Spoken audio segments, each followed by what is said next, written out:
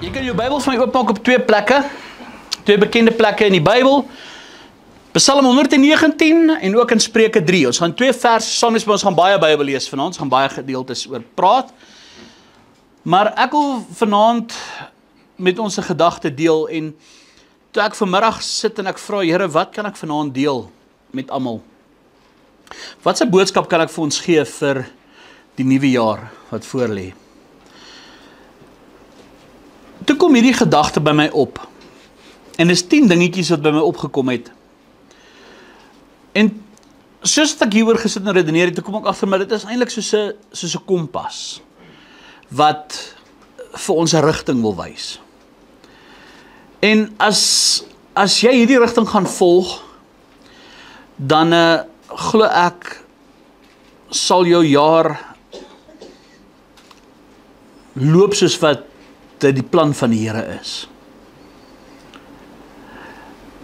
So ek wil uiteindelik vanaand, as ek 'n boodskap op titel kan gee, sal ek dit noem riglyne vir my lewenspad. Want dit is net iets wat ons kan toepas vir die nuwe jaar nie, dis ook idees en dit is ook riglyne wat ons kan gebruik ons hele lewe deur. Die eerste gedeelte, dis seker twee van die mees bekendste gedeeltes in die woord, Psalm 119 vers 105, wat julle almal ken.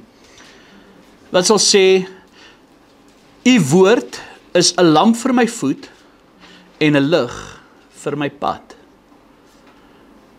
Nou dis interessant as ek sê riglyne vir my lewenspad. Rigtingwysers. En wat is die beste of eintlik die mees ooglopendste rigtingwyser vir my en vir jou? Die woord van die Here. U woord is 'n lamp vir my voet en 'n lig vir my pad. Wat doen 'n lig in die donker? As jy op 'n paadjie loop en is donker, wat doen daai lig? Hy maak die pad vir jou lig, dat jy kan sien waar om te loop. Ek weet nie van julle nie, maar ek is bietjie baie nagblind. So as ek moet loop in die donker, is dit baie maklik vir my om oor goed te val. Ek weet nie of jy al oor goed geval het in die donker nie. En dis wonderlik om te weet, U woord is 'n lamp vir my voet. 'n lamp vir my voet en 'n lig vir my pad. Hy wys my waartoe gaan. Jy al agtergekom in die donker, ek weet nie of jy al in die donker gery het op 'n verlate pad nie, waar dit stik donker is, waar daar nie eens 'n maanlig of 'n sterretjie eers te sien is nie. Maar dan staan daar so in die verte is daar 'n plaashuisie of iets met 'n lig. Jy sien daai lig myle ver. Daai lig staan uit in die donker. En dis interessant dat hy sê, U woord is 'n lamp vir my voet en 'n lig vir my pad. Dan die tweede gedeelte wat ons lees, Spreuke 3, vers 5 en vers 6. Sekerlik ook een van die mees bekendste spreuke in die Bybel. Spreuke 3 vers 5 en 6. Vertrou op die Here met jou hele hart en steun nie op jou eie insig nie. Ken hom in al jou weë, dan sal hy jou paaie gelyk maak. Nou, interessant van wat hy hierso vir ons sê, U woord is 'n lamp vir my voet en 'n lig vir my pad. Ken die Here in al jou weë, dan sal hy jou paaie gelyk maak. Nou, hier sien ek die pad, praat hy van, is 'n weg. Hy beskryf 'n weg, nie net 'n eindbestemming nie. Hy sê vir ons, dis 'n pad wat ons stap. En ons praat baie male oor die wil van die Here in ons lewe asof dit die eindpunt is. Maar eintlik as ons mooi daaroor gaan nadink, praat die Bybel, en dis nogal interessant ook, praat die Bybel eintlik bitter min oor die eindpunt wat ons bereik, maar hy praat baie meer oor die pad wat ons stap, hoe ons loop om die eindpunt te bereik. En God gee nie net vir ons 'n eindbestemming nie, ons weet waar ons op pad is, maar hy gee vir ons die riglyne hoe om daar te kom. Hy gee vir ons die kaart hoe om daar te kom. En so vanaand se preek is nie 'n klomp reëls en regulasies en wette en allerlei sulke goeters nie. Ek wil eintlik sê dis meer 'n lewenskompas. Wat ek gesê ek het nou so 10 punte gevat, net so 10 idees gevat en dit so bymekaar gesit en om vir jou rigting te gee. En om basically vir te sê wat uit daai twee spreuke, uit daai Psalm en daai spreuke wat ons gelees het, kan ons nou aflei, U woord is 'n lamp vir my voet, 'n lig vir my pad, en ken die Here in al jou weë. En daar wil ek gaan kyk uit daai twee gedeeltes uit. Wil ek bietjie gaan kyk na hierdie punte. So die heel eerste punt waar ons gaan praat, ek wil vanaand probeer kortliks bedien. Die heel eerste punt is, wat hy vir ons sê daar so in Spreuke 3. Hy sê vir ons daar in Spreuke 3, vertrou op die Here. Nie op allerlei ander dinge nie. Vertrou op die Here. Nou wat is vertroue? So die heel eerste punt is vertrou die Here. Weet julle wat is vir my die interessante ding van die mense van gelowiges vandag? Hulle wil die Here dien, hulle wil kerk toe gaan, hulle wil halleluja, lekker, alles, hulle wil godsdienstig wees, hulle wil alles, maar hulle vertrou nie die Here nie. Hulle wil die Here dien, maar hulle vertrou nie die Here nie. En vertroue is die hele basis van ons geloof. Want wat is geloof? Hebreërs 11 vers 1. Geloof dus is 'n vaste vertroue op die dinge wat ek hoop en 'n bewys vir die dinge wat ek nie sien nie. As jy nie God vertrou nie, hoe kan jy hom dien? Hoe wil jy hom dien? Hoe gaan jy hom dien as jy hom nie vertrou nie? Vra gou vir jouself die vraag. As jy God nie vertrou nie, hoe gaan jy hom dien? Hoe dien jy God as jy hom nie vertrou nie? Hoe is jy getrou aan die Here as jy hom nie vertrou nie? En dit is hoekom baie mense se geloofslewens gebaseer is op ander dinge. Daarom plaas baie mense hulle geloof in ander goed en nie in God nie. Nie in Jesus se volbringde werk in die kruis nie. Hulle sal hulle geloof plaas in hulle finansies. Hulle sal hulle geloof plaas in 'n dokter. Hulle sal hulle geloof plaas mense sal selfs wegbeweeg van die geloof af. Hulle sal witchcraft aanhang. Hulle sal eerder sangomas en allerlei sulke goeders gaan aanhang. Vertrou die Here. Op wie vertrou jy? Op wie gaan jy vertrou hierdie nuwe jaar? Weet jy wat sê Hebreërs 11 vers 6? Nou, Hebreërs 11 vers 1 is die beginsel van geloof. Geloof dus is 'n vaste vertrou op die dinge wat ons hoop en 'n bewys van die dinge wat ons nie sien nie. Maar vers 6 sê die volgende: en sonder geloof is dit onmoontlik om God te behaag, want hy wat tot God gaan, moet glo dat hy is. En 'n beloner is van die wat hom soek. Hoor mooi wat hy sê. Hy sê vir ons, hy moet glo dat hy is. Hy is wat? Nou in die nuwe jaar wat kom, gaan ek 'n punt daarvan maak om hierdie konsep met julle te deel, die attribute van God. Hy is.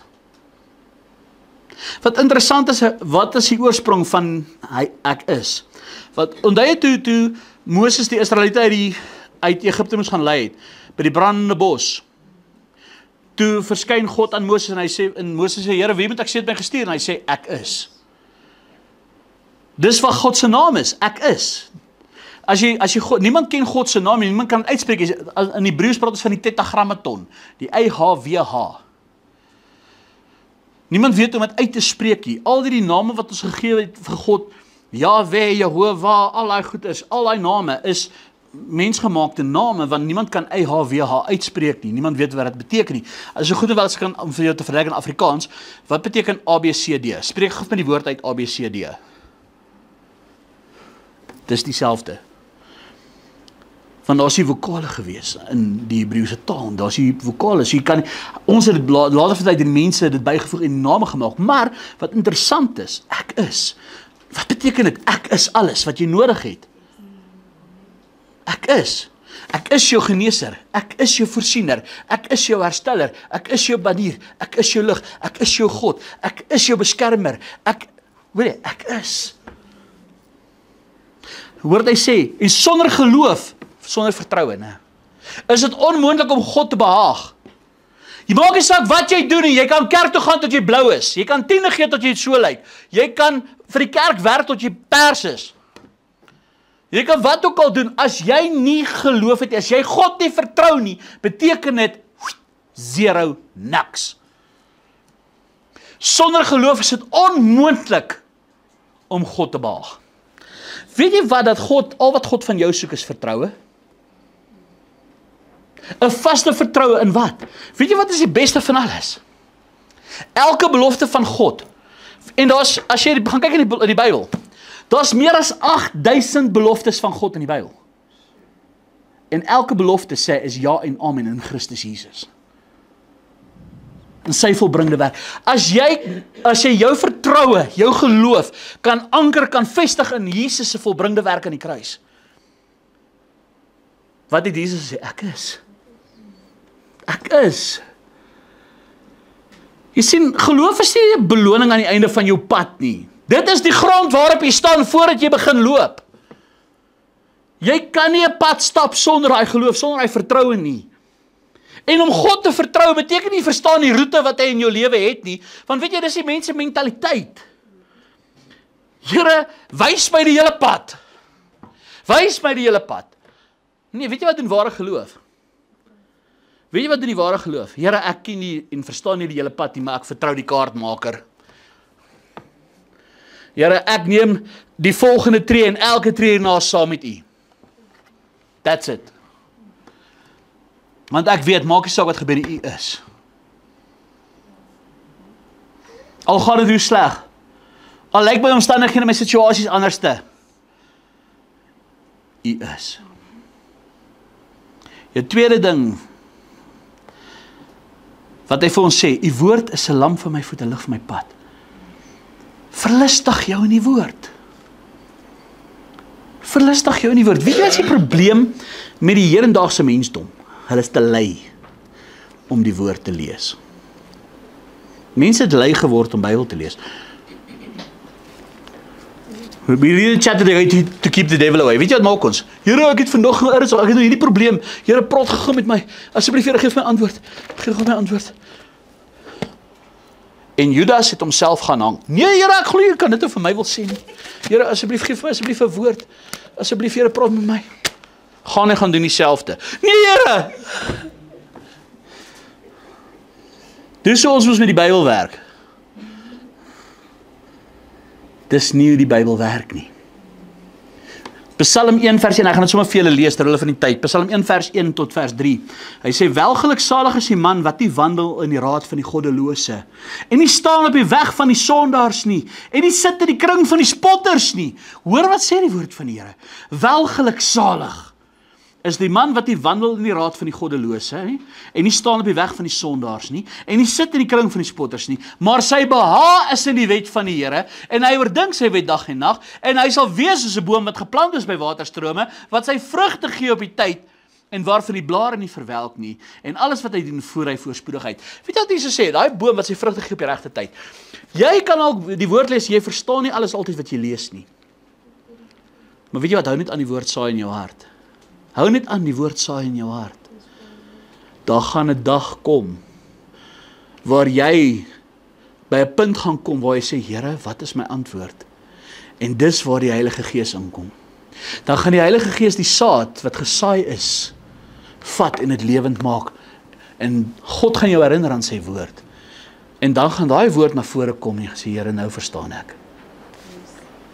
Jy sien, die woord is nie net iets wat jy lees nie. Dit is iets waarin ek moet woon. Ek moet hierin bly. En wanneer ek my verlustig in die woord, weet jy wat, dit verander my heeltemal, dit verander my begeertes, dit verander my verstand, dit verander my rigting, my manier van dink.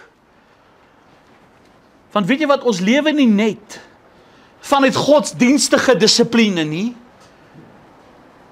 Weet jy wat, ek en jy, ons leef uit liefde vir die waarheid. En die woord van God is die waarheid. Die derde punt. Ons het nou gepraat van God se woord is die waarheid. En dis die derde punt. Staan vas in die waarheid en in die woord. Weet julle wat is een van die grootste dinge? Die woord van die Here sê vir ons, my volk gaan te gronde weens 'n gebrek aan kennis. Maar omdat jy die kennis verwerp het, sal ek jou ook vir die piestrampie vir my kan bedien nie. Hosea 4 vers 6, nee. Efesiërs 6 vers 14. Sê vir ons, staan dan vas, julle lendene met die waarheid omgord, met die borswapen van die geregtigheid aan. Julle lendene met die waarheid omgord. Weet jy, die waarheid hou alles in plek. Dit is soos 'n beld wat alles in plek hou. Weet jy, die wêreld verander definisies en verander idees. Maar God verander mense.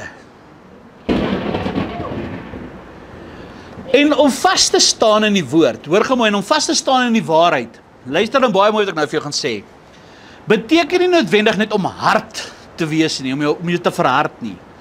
Dit beteken net om gewortel te wees, om geanker te wees in die beginsels van God se woord. Weet jy, in die wêreld van vandag waarin ons leef, is daar baie definisies wat humanisties reg klink, konstitusioneel reg klink, wat diplomaties reg klink, polities reg klink. Maar volgens God se woord is dit totaal en al uit die put van die hel. En dit is waar ek en jy as kind van God die verskil moet maak, waar ek en jy as kind van God moet kan staan en sê, Here, ons staan gewortel en geanker in wat u woord ons leer. As die wêreld vir jou sê, selfde geslag huwelike is, dit is nou wet, dit is reg, dit is pragtig, so mooi. God se woord sê, nee, dit is 'n gruwel. As God se woord, as die wêreld vir jou sê, aborsies, dis legal, dis wettig, dis jou liggaam, doen maar dit, God se woord sê, ek het jou gevorm nog voordat jy in jou ma se moederskoord gevorm was. Het ek jou ongevormde klomp gesien. Gaan lees 'n bietjie Psalm 139. 137, is dit 137 of 139? 139, maar in elk geval. As die wêreld vir jou sê, manne, dis reg, jy kan lyk soos 'n man, maar solank jy 'n bietjie optree soos 'n vrou ook. Tannies, jy kan lyk soos 'n tannie, maar jy moet praat soos 'n man, jy moet aantrek soos 'n... Wat sê die woord vir die Here? Ek praat oor sulke goeters, maar kom ons wees nou eerlik. Kyk ons vandag in die wêreld, wat word toegelaat? Waarvoor staan ons? Wat se beginsel staan ons voor? Ek wil vir jou sê, dit wat jy goedkeur in die samelewing. Die Bybel sê vir jou in Romeine 1, gaan lees 'n bietjie Romeine 1, al die goeders hier. Ek wil eintlik, ek praat nou net oor 'n paar goed, maar as ek dit vir jou gaan noem in Romeine 1, noem hy 'n hele klomp dinge.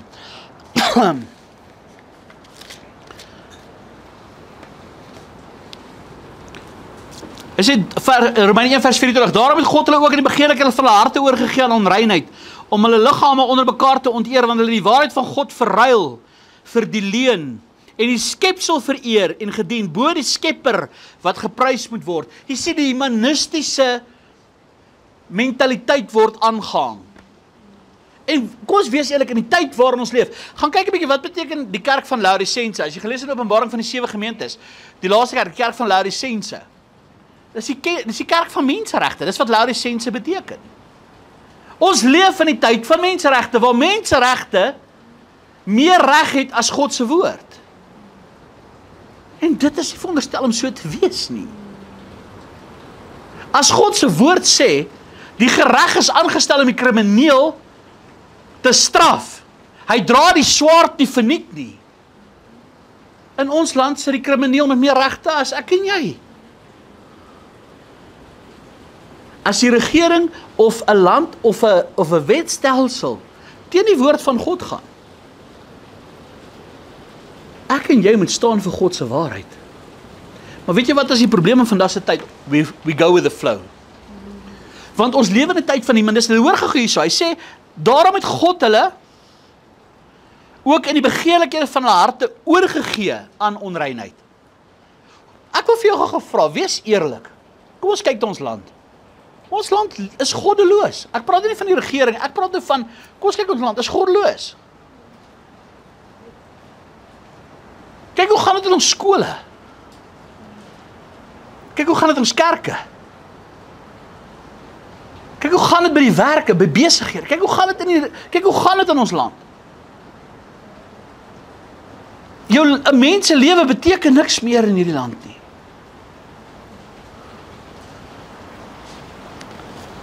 God het ons oorgegee aan daai onreinheid.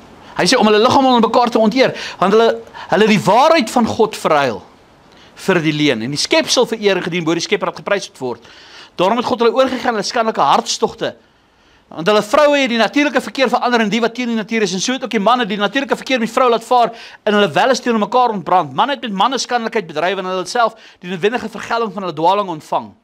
En omdat hulle dit nie moeite gewerk geag het om God in erkentenis te hou nie, het God hulle oorgegee aan 'n slegte gesindheid om te doen wat nie betaam nie. God gesê, nou wel, as dit is wat jy wil doen, gaan groot. Weet jy hoe gevaarlik is dit? Gaan hy verder, hy sê, hoor nou hier, hulle is vervul met allerlei ongeregtigheid, hoerery, boosheid, hebsug, ondeug, volnydigheid, moord, twis, bedrog, kwaadaardigheid, nuusdraers, kwaadsprekers, haters van God, geweldenaars, trotsaars, grootpraters, uitvinders van slegte dinge, ongehoorsaam aan die ouers, onverstandig, ontrou, sonder natuurlike liefde, onversoenlik, onbarmhartig. Mense wat al ken hulle die verordening van God goed, dat die wat sulke dinge doen, die dood verdien. Die dinge nie alleen selfs doen nie, maar ook hulle goedkeuring skenk aan die wat dit doen. As jy dit goedkeur, is jy net so skuldig aan daai dade. Ouch. En dit is waar ek en jy in hierdie wêreld, ek sê ons die wêreld verander definisies. Om humanisties, polities, al daai dinge reg te wees. Maar God sê, ek wil hê jy moet anders wees. En ek en jy moet vasstaan in die waarheid van die woord, want as ons gaan vasstaan, dan gaan ons wegdryf.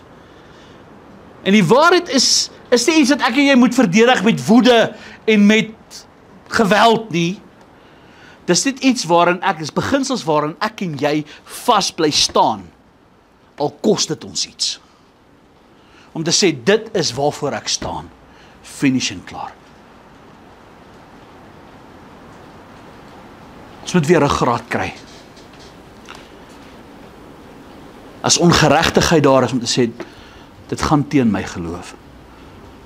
Ek kan nie teen God se woord dit goedkeur nie.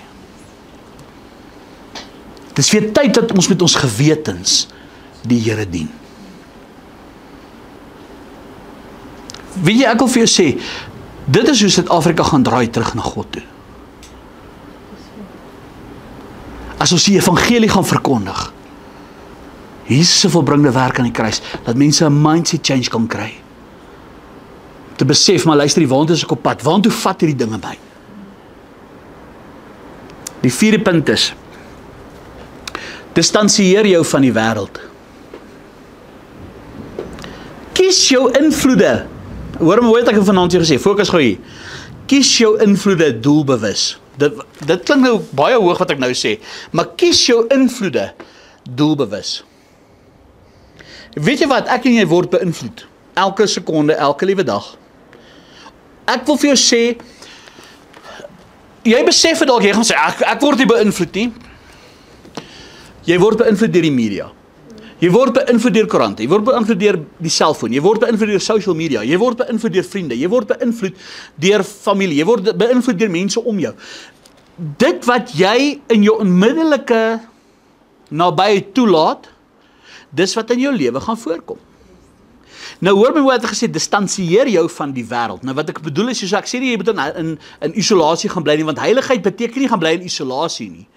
Ons is in hierdie wêreld, ons is nie van hierdie wêreld nie. Maar betree hierdie wêreld met onderskeiding. Om te onderskei wat is van God af en wat is nie. Hoor my mooi vandag. As jy gaan kyk na hoeveel jy beïnvloed word op 'n daaglikse basis. Hoe om te dink, hoe om aan te trek, wat om te eet, wat is nuut, wat is mode, wat is nie mode nie, wat is cool, wat is nie cool nie, wat is... Ek gaan vir jou sê, wie het besluit wat's mooi en lelik? Wie het besluit wat 'n klere is in of is uit? Wie het besluit watter hairstyles is nou in en watter is nie in nie? Jy gaan verbaas wees as jy sien hoe baie invloed kry ek en jy onbewustelik. Selfs die musiek waarna jy luister. Hoor vandag wat ek vir jou sê. Weet jy wat is baie interessant as ek kyk na musiek? Dis een van die platforms wat die meeste invloed het. Dis ook wat die Bybel sê, loof die Here met psalms en spreek onder mekaar met psalms en lofsange. Kan ek vir jou sê, as jy gaan kyk hoe het musiek verander, van die dae af waar hulle nog die Here gedien het, tot en met vandag. As jy vandag se musiek vir mense moet gaan speel, wat uit die, kom ons sê die vroeë 1900s uitgekom het. Hulle gaan jy op 'n brandstapel sit. Alhoewel daai tyd ook al klaar invloede daar was. Maar hoor wat ek probeer sê, soos deur die eeue het soveel invloede gekom. Dis hoekom ons verskillende genres gekry het en verskillende style en hoekom die goeie so verander het. Want dit speel 'n rol. Gaan luister vandag se musiek. Loop vir my songs wat vandag nie gaan oor hoerery nie. Wat nie gaan oor geweld. Wat gaan oor drank. Kom ons praat Afrikaanse musiek. Hoeveel Afrikaanse musiek gaan net oor dop en chops en goeters wat hop en ja, maar dis cool, jy moet geluister.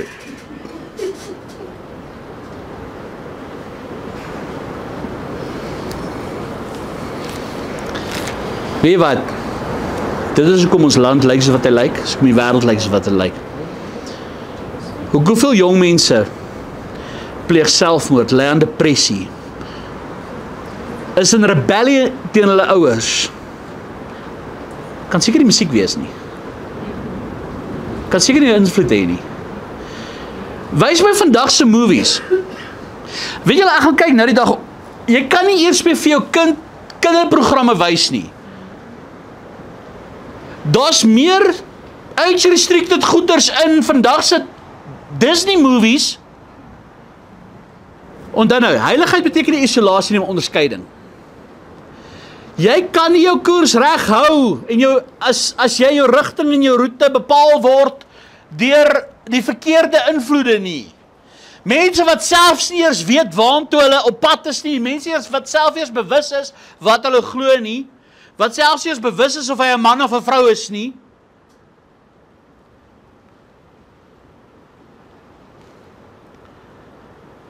Somtyds is hulle bewus.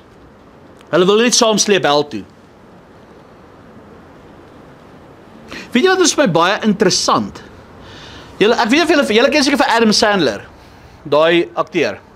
Happy Gilmore en so. Nou, hy maak vir my baie goeie flieks, né? Oor die algemeen. Julle is interessant van Adam Sandler. Hy verbied sy kinders om selfone te hê voordat hulle 18 is. Om enige social media, om enige internet, enige whatever goeders te hê voordat hulle 18 is, wat hulle self hulle eie besluite kan neem, dan kan hulle doen wat hulle wil. Maar terwyl hulle onder sy dak is, geen sulke goeders nie. Ek wonder hoekom sal 'n Hollywood akteur dit doen. Ek wonder, een van die beste dinge wat ek gesê wat gebeur het hierdie jaar, nou onlangs, so 'n paar weke terug, het Australië 'n wet uitgebring wat hulle gesê het, alle kinders onder 16 mag nie social media accounts hê nie. Asseblief, ek bid die regering doen dit in Suid-Afrika.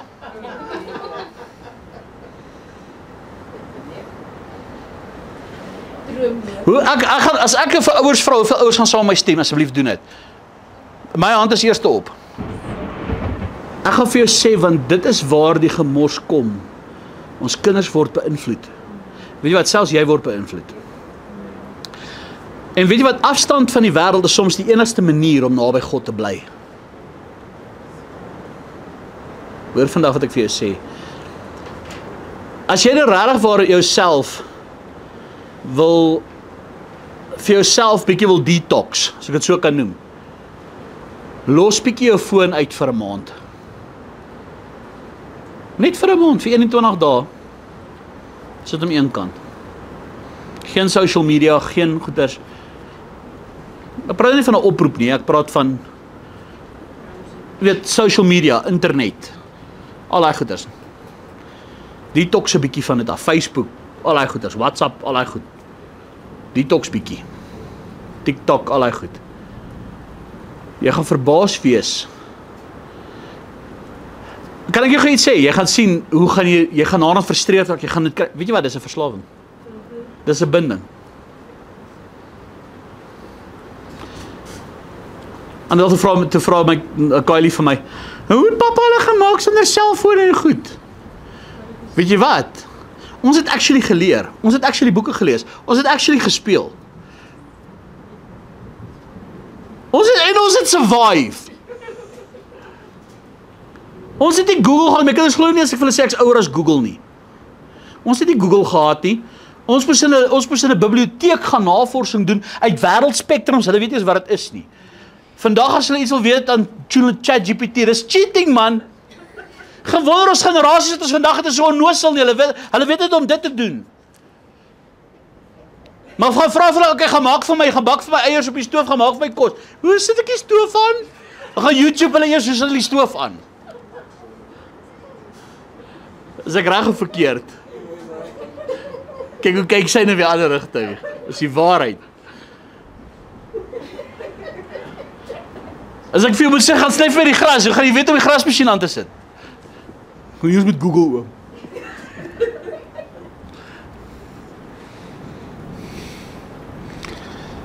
Dis die probleem met vandag.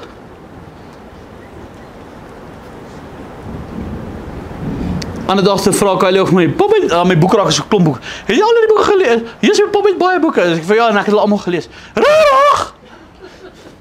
Ja, want ons het nie internet gehad nie. Ek onthou nog baie goed toe ek matriek was. Ek het Engels hoërgraad gehad, ek het nog Shakespeare gehad, Macbeth. Ek sal nooit vergeet nie. Toe moes ek nou in my skoolvakansie moes ek 'n taak doen, soos 'n hele tesis doen. Ek moes 'n hele boek, moes getik gewees het.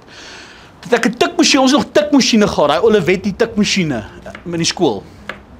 Het ek 'n tikmasjien by die skool geleen vir die vakansie om my taak te kan tik. En as jy een foutjie maak, jy mag nie Tipex nie. En daar's ook nie backspace nie. As jy een foutjie maak, tik jy daai hele bladsy oor. Volgende punt, tydstap. Jou wandel moet gedissiplineerd wees. Het help nie net. Ek wil vir jou sê, dissipline is nie wettisisme nie. Dis net 'n liefde vir God wat grense stel in jou lewe. Jou wandel moet gedissiplineerd wees. As jy omdat jy God liefhet, laat jou wandel gedissiplineerd wees. Weet jy wat, ek wil vir jou sê, jy word nie heilig en leef heiligmaking deur groot dinge te doen op 'n slag nie. Jy leef heiligmaking deur klein, herhaaldelike keuses wat jy elke dag uitoefen. Laat jou lewenswandel getuig dat jy 'n kind van die Here is. Jou keuses wat jy maak. Jou keuses wat jy maak in die klein dingetjies. In jou daaglikse wandel, jou daaglikse keuses. Dit bepaal daai dissipline wat jy jouself lei. Here, ek wil gehoorsaam wees omdat ek U liefhet. Wil ek nie dit doen nie. Wil ek, Here, die manier hoe ek praat. Hoe verwag die Here van my moet ek praat? Die manier hoe ek dink, Here, hoe verwag U moet ek dit? Omdat ek U liefhet, wil ek so dink. Omdat ek U liefhet, Here, wil ek so praat. Here, omdat ek U liefhet, wil ek my lewe so uitoefen, wil ek dit so bepaal. Lewe gedissiplineerd met 'n liefde vir die Here. As jy jou lewe omdat jy lief is vir die Here, beloof ek vir jou, jy gaan agterkom, jy gaan begin heilig lewe. Wanneer jy na goeders kyk wat jy nie na moet kyk nie, of goeders luister waar jy nie moet luister nie, wanneer jy gesprekke deel waarin jy moet deel wees nie, as daar mense in jou lewe is en invloed in jou lewe is wat daar nie moet wees nie, omdat jy die Here liefhet. Beloof ek vir jou, gaan jy sien, ja, jy gaan baie vriende verloor. Prys die Here as jy vriende verloor. As jy nie vriende verloor, die worry ek. En hoor wat ek gesê, dissipline is nie wettisisme nie. Dis net 'n liefde vir God wat grense stel. Wat sê, luister, dis die lyn, ek gaan nie oor die lyn trap nie. Ek het die Here lief en dit is dit.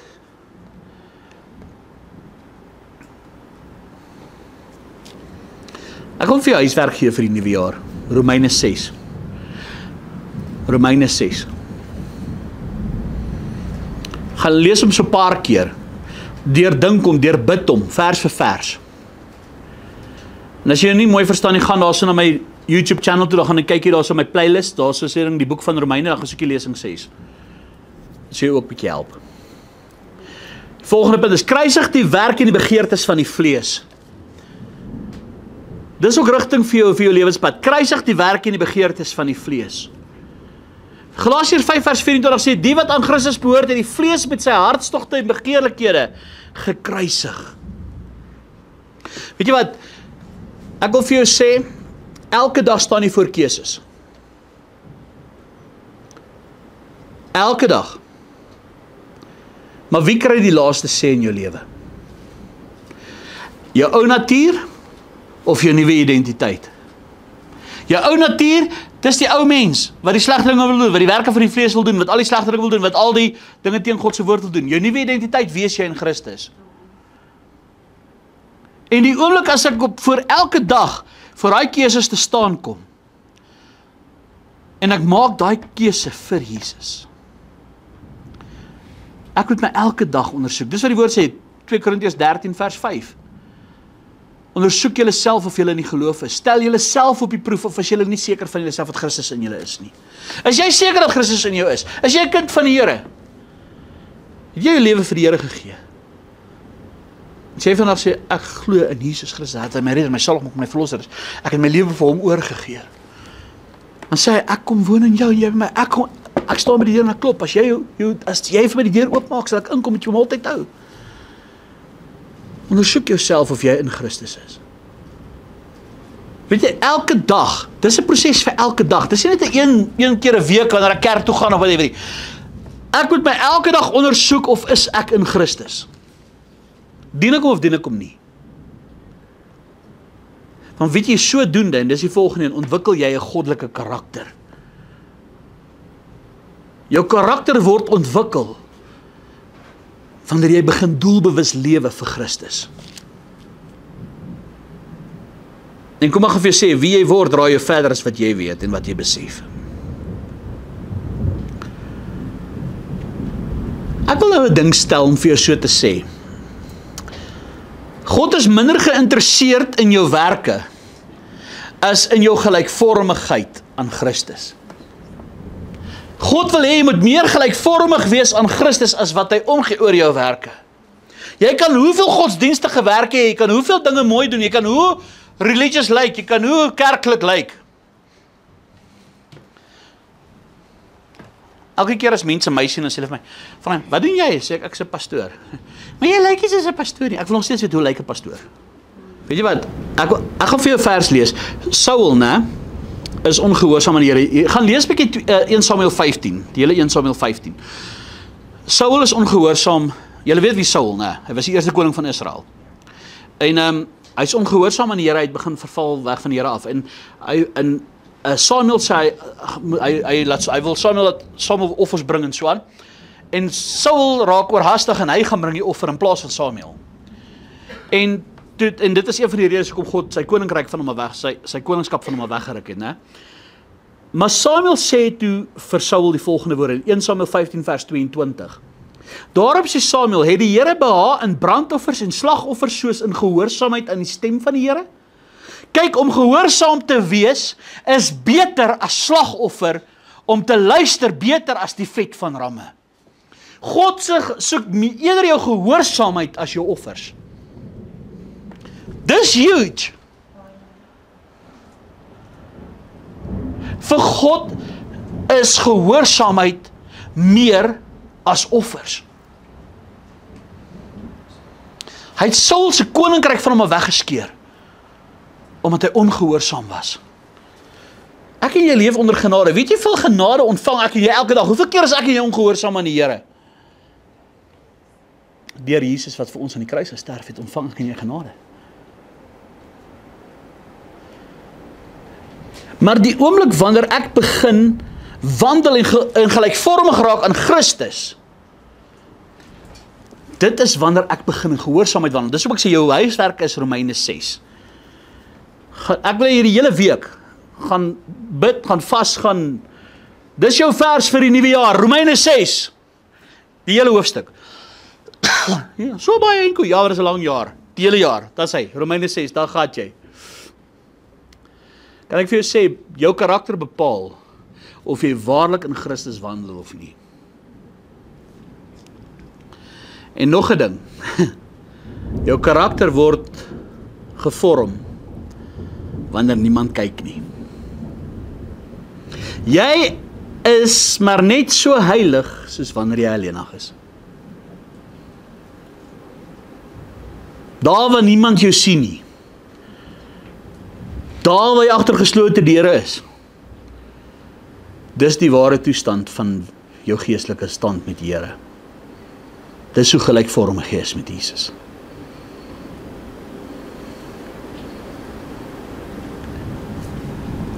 Dan die volgende een wil ek baie kortliks oor praat. Vir hierdie jaar, wandel en groei in die gawes van die Heilige Gees. Ek gaan vir jou nog huiswerk gee, 1 Korintiërs 12. Ons sal 'n bietjie in die nuwe jaar daaroor praat. Maar die Heilige Gees is nie daar vir inspirasie nie, hy is daar om jou toe te rus om ook te kan dien. Die Here wil jou gebruik. Hy gee vir jou hierdie tools om te gebruik vir sy koninkryk. Ek wil bietjie vinnig gaan, so ek wil vir jou sê, jy is diensbaar aan Christus. Moenie traag wees in die ywer nie. Ontwikkel die gawes van die Heilige Gees. En een van die belangrikste dinge, hou vas aan hoop. Hoop is die krag om aan te hou wanneer dit lyk of daar geen hoop is nie.